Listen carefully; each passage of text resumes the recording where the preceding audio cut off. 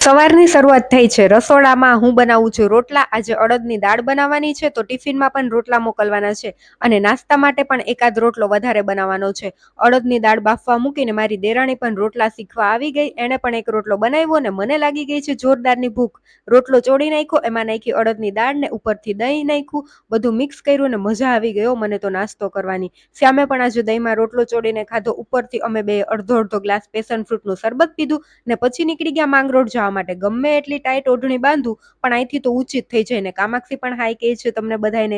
રસ્તામાં અમે મસ્ત કમળ જેવા ગુલાબી ફૂલ જોયા. આમ કમળ જ લાગે આગેથી, પણ કમળ નથી.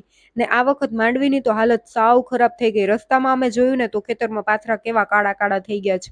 ચારો તો ગયો પણ માંડવી શું નીકળશે આમાંથી, એવી બધી વાતો કરતા કરતા અમે માંગરોળ પહોંચી ગયા. ને માંગરોળ પહોંચતા વેત શ્યામને શેરડીનો રસ્તો પીવો જોઈએ. મારે બહુ નહોતો પીવો. મેં શ્યામને કામાક્ષીમાંથી થોડો થોડો ચાખી લીધો. પછી કામાક્ષી માટે થોડીક ખરીદી કરવાની હતી, તો પછી થોડીક વસ્તુ લીધી.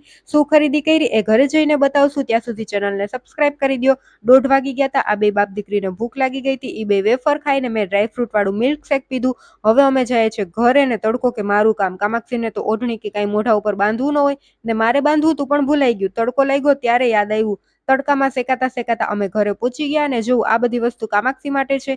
એક નાઇટ ડ્રેસ, ચપ્પલ, 2 જોડી મોજા અને એક કેમેરો જેમાં અલગ અલગ પિક્ચર બદલે. આનાથી રમવાની તો મને પણ મજા આવશે. પણ મારે આવા કલરનું બ્લાઉઝ લેવું તું, કંઈક થોડુંક વર્ક હોય એવું, પણ ન મળ્યું. હવે ઓનલાઈન જોવું પડશે. ચાલો હવે જમી લઈએ. મળીએ નેક્સ્ટ વિડીયોમાં. વિડીયો ગમ્યો હોય તો વિડીયોને એક લાઈક કરી દેજો.